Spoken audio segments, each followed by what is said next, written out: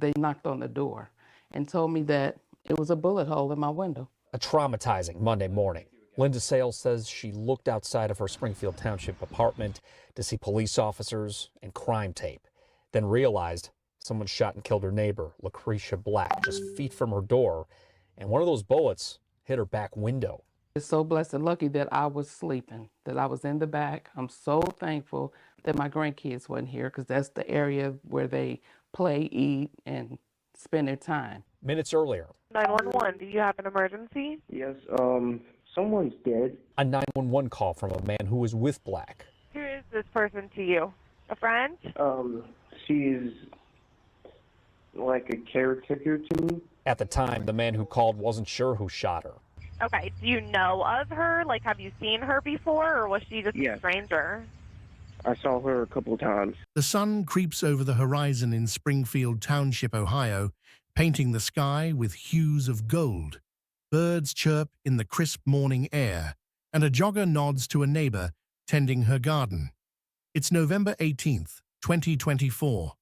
A serene dawn like any other. Then, out of nowhere, chaos erupts. Gunshots rip through the stillness, sharp and unforgiving. A woman's scream pierces the air, swallowed by an eerie silence.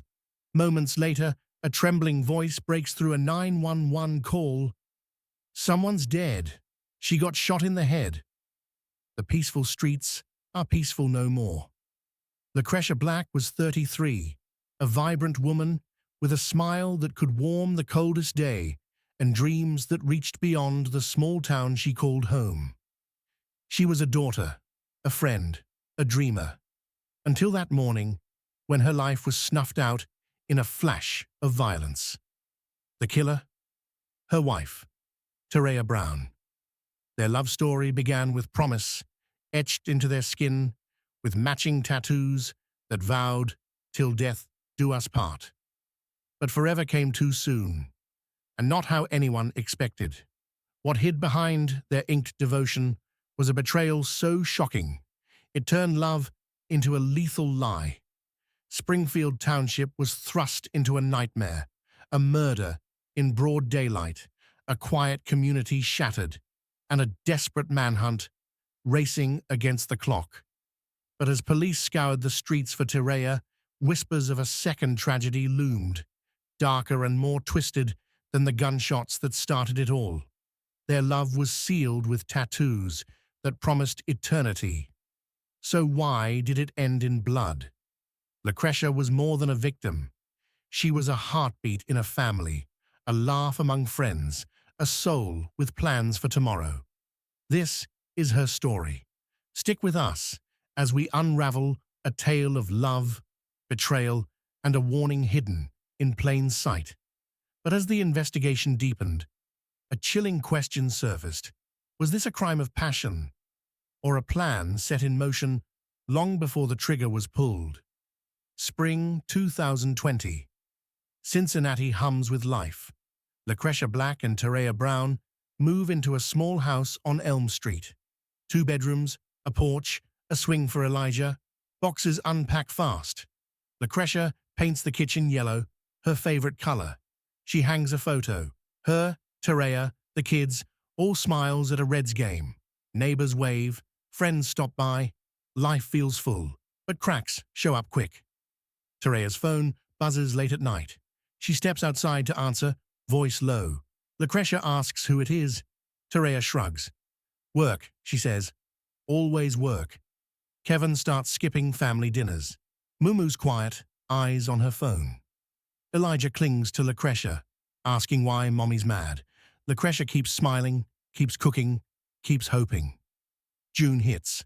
A text lights up Lucretia's phone. It's from Kevon. Watch her, it says. Lucretia stares at the screen. Watch who? She looks at Terea, laughing with Elijah on the porch.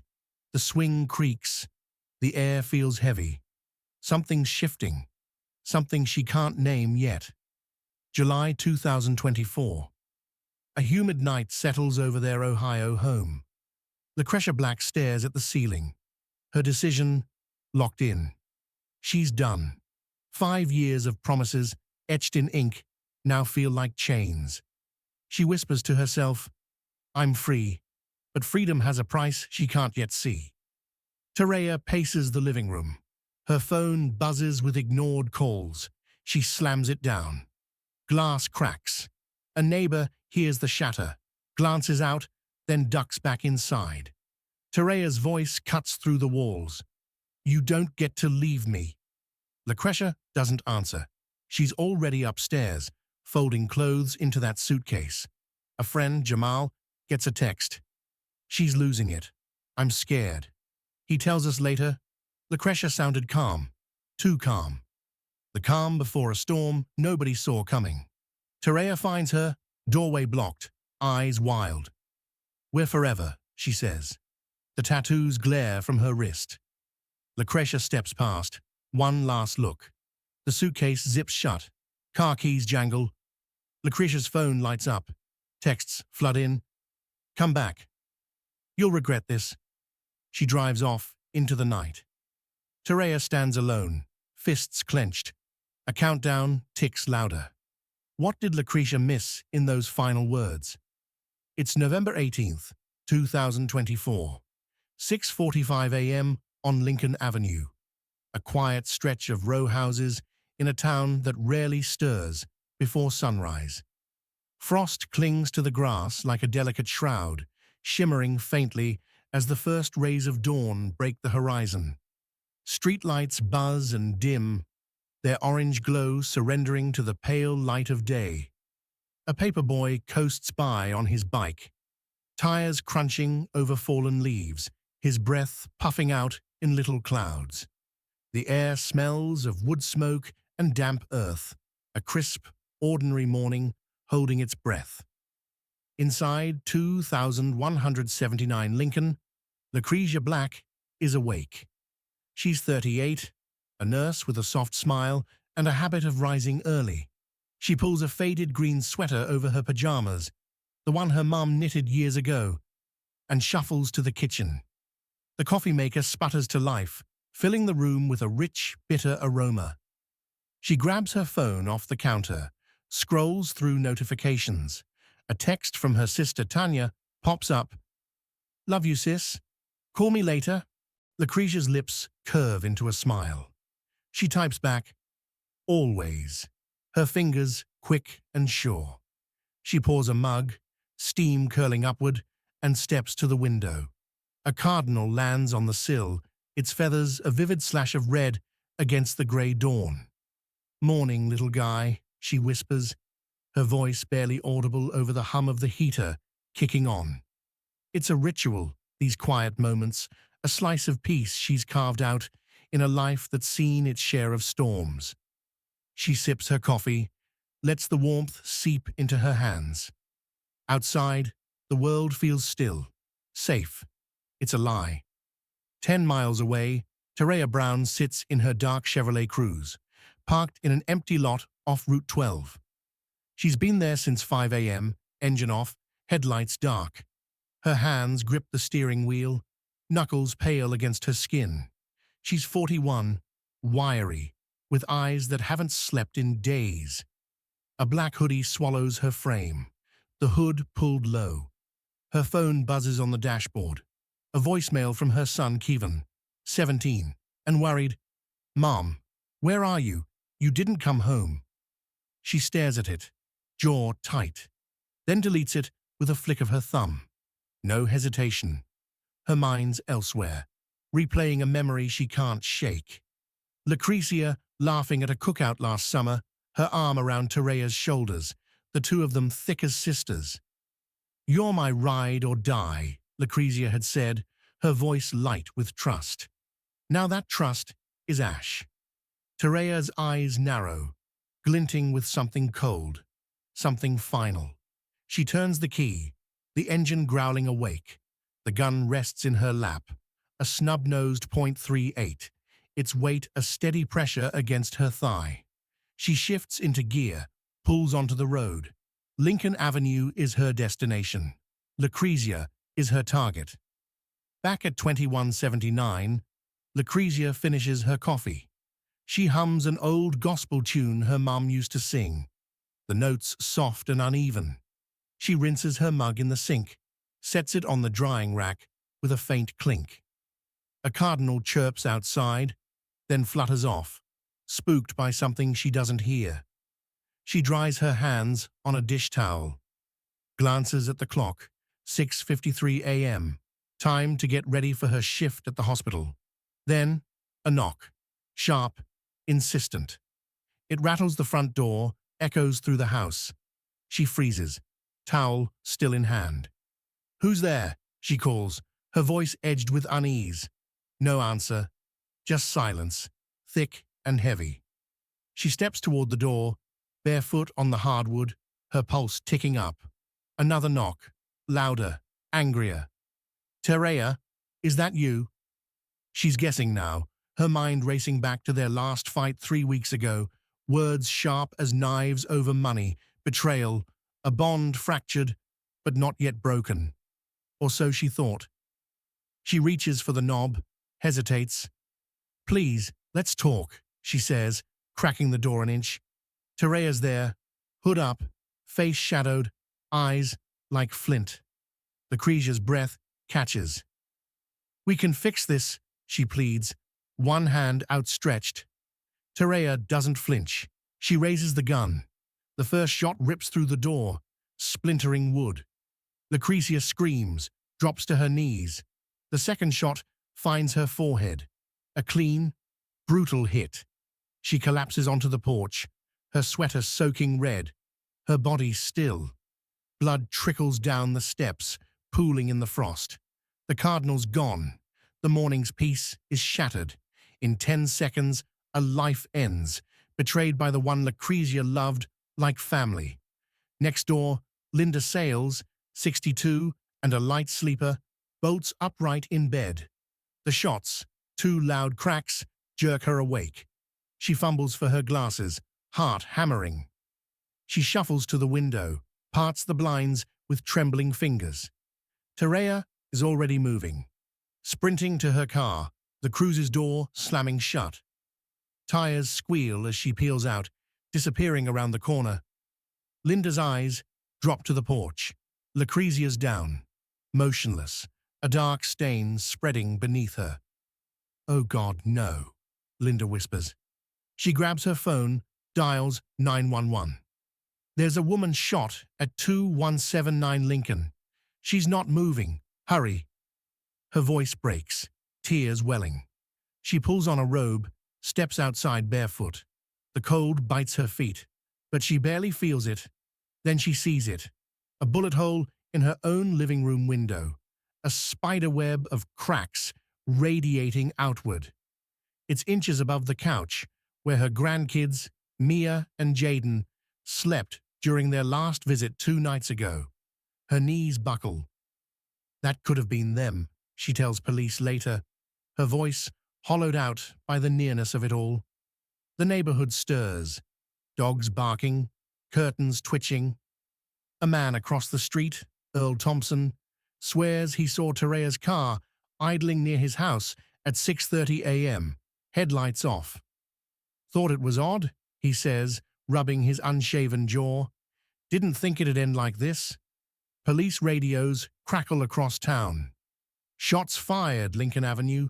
Female victim down. Suspect fleeing in a dark Chevrolet Cruze. License plate unknown. Consider armed and dangerous." Sirens erupt, slicing through the morning fog. Units converge from 3 directions, tires chewing asphalt. Terea's already on the highway, pushing 90, the needle trembling. The gun sits on the passenger seat, barrel still warm. A faint wisp of smoke curling off it. Her phone buzzes again. A text this time. Sender unknown. "You can't run forever." She glances at it, scowls, tosses the phone into the back seat. Her eyes flick to the rearview mirror. Blue lights pulse faintly in the distance, closing fast. She grips the wheel tighter, swerves into the left lane. A semi looms ahead. She cuts in front of it, too close. The driver lays on the horn. A long, furious blast. She doesn't flinch. Her mind's a tunnel. Escape, survive, keep moving. Above, a police helicopter joins the hunt, its blades thudding against the sky. The pilot's voice cuts through static. Suspect vehicle spotted, westbound I-74, mile marker 62, moving erratic. Ground units relay back, blockades going up at the state line. She's boxed in. Terrier doesn't know that yet. She scans the road, breath shallow. A green sign flashes by. Ammo gas station, 1 mile. She yanks the wheel, takes the exit too fast. The cruise fishtails. Gravel spitting under the tires. She rights it, pulls into the lot.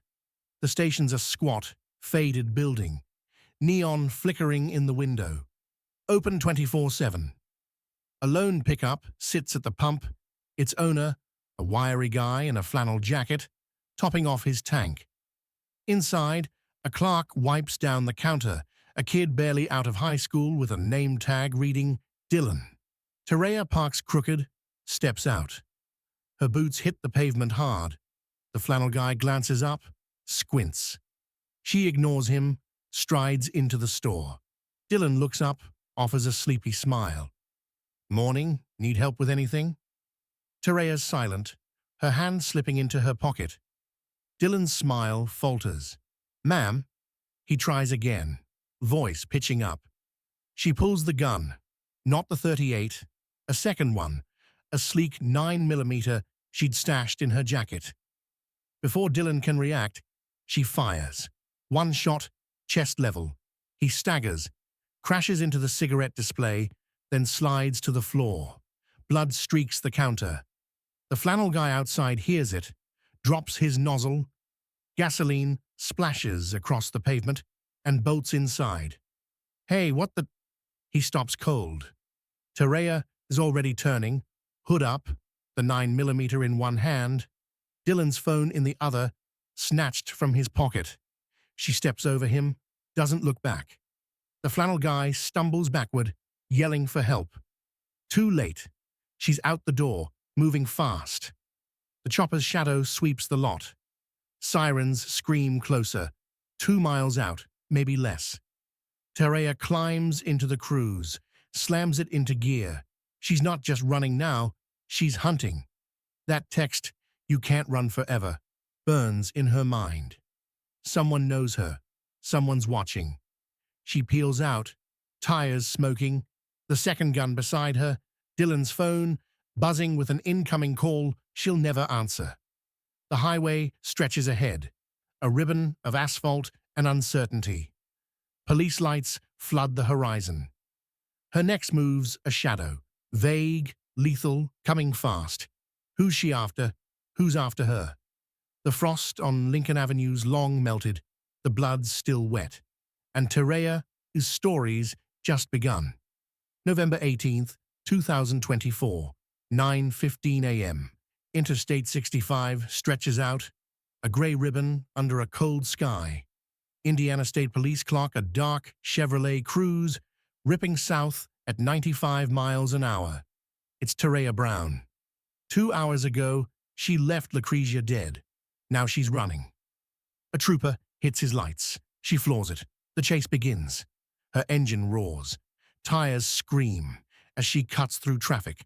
Sirens howl behind her, closing in. She grips the wheel tight, eyes sharp. A gun rests on the seat, still warm. A phone buzzes next to it, ignored. Police radios snap alive. Dark cruise, southbound I-65. She's not stopping. More cars join the hunt. Lights flash. The gap shrinks. A truck blocks her lane. She jerks left, clips its mirror. Metal grinds. The driver leans on his horn. She keeps going. Speed hits 100. Her pulse races. A sign blurs past. Ammo gas station 2 miles. She veers off the exit. Gravel flying. The Cruze skids into the lot. The station's quiet. Neon buzzes over a single pump. A clerk, Dylan, 19, stands inside, wiping down the counter. Terea storms in, hood up. Need anything? He asks. She pulls a gun. One shot. Dylan drops. Blood spreads fast. A guy in flannel outside jumps, yells, runs in. She's already gone, back to the car. Police roll in hot. 3 cruisers box her in. Officers pile out, weapons up. Hands where we see 'em. Terea stops cold. Her hands lift slow, a 9mm dangling. Then, nothing. No sound, no movement. Officers tense. Inside the car, something shifts. A shot rings out from the driver's seat. Sharp, sudden. Cops unload, bullets rip through steel and glass. When it clears, Terea's slumped over, blood dripping, dead. Officers step closer, her guns on the floor, cold, unfired. A second shot. From where? The air goes thick with questions. 2 lives lost in hours. But this isn't the end. Something's waiting in the wreckage. November 19th, 2024. A quiet street in town hides a storm. Detectives step into Lucretia Black's home. The air feels heavy. Shattered glass crunches under their boots. A wall bears a fresh dent. Anger, frozen in plaster. On the table, Lucretia's journal waits. One line jumps out. She's watching me. Always. The investigators freeze. Terea's shadow grows darker. Next door, a bullet hole stares back from Linda Sale's window. She points, hands shaking. It came from their yard. I heard screams first, then a bang. Her voice drops. After that, silence took over. The shell casing outside matches her story. Something snapped that night. Jamal, Lucretia's friend, sits with police. His eyes dodge theirs. Terea wouldn't let her breathe. Followed her, checked her texts. I begged Lucretia to walk away. He shakes his head. She said Terea was her responsibility. A choice that ended in blood. Then, a spark. Terea's daughter, Mumu, types fast on her phone. Her Facebook post hits the screen. Y'all don't know the real truth. Detectives pull up to her house. She opens the door, tears fresh, clutching letters. Mum wrote these, she says. Read them. The pages tremble in their hands. Terea's words cut deep. You're mine, or you're nothing. Mumu whispers, she meant it. Inside Lucretia's house, her son draws a family. 3 stick figures, 1 crossed out. He looks up, voice small. Where's Mummy? His aunt pulls him close, silent. No one knows what to say. The question echoes, unanswered. November 20th, breaks cold. The town gathers in the park. Blue balloons lift off for Lucretia. White ones follow for Terea. Faces stay blank. Grief locks them in place. At Lucretia's funeral, a preacher's voice shakes. We lost 2 souls here. Terea's service draws a smaller crowd. Her brother mutters, she loved her way too much. The street stays quiet now. A for sale sign sways outside their home. Peace should come, but it doesn't. November 22nd changes everything. A detective's phone rings. Ballistics land hard. The shot that took Terea, not from the cops. Her gun sat cold on the car floor. The bullet came from inside, somewhere else. A clerk at the gas station leans in. Saw her that day. She yelled at a guy in a black SUV. He slipped her something small, shiny, then he peeled out. Cameras catch the plate. It's stolen. The motel clerk nods next. Guy paid cash, left before sunrise. Who was he? What did he hand her? The case splits wide open. Lucretia's son still waits for an answer. Terea's truth starts to unravel. November 25th, 2024. The town buries its dead and tries to move on. But the silence screams. Domestic violence takes thousands every year. Lucretia Black's life ends up a number on that list. Her story isn't rare. It's a pattern that won't break. A week later, the phone rings at the station. A voice whispers, Terea didn't act alone. The call cuts off. Detectives scramble. They dig through Terea's letters again. One scrap catches the light. He knows what we did. A shadow steps into the frame. The case splits wide open. Outside, people gather. Signs demand justice. Lucretia's sister holds a photo, her laughing, alive. She deserved better, she says. Tears fall. We all do. Her son's crayons scratch out a family. Someone's missing. This isn't over. Share her story. Call 5550-199 if you know something. Don't let her fade. Her light's gone, but her voice can still save others. Let it.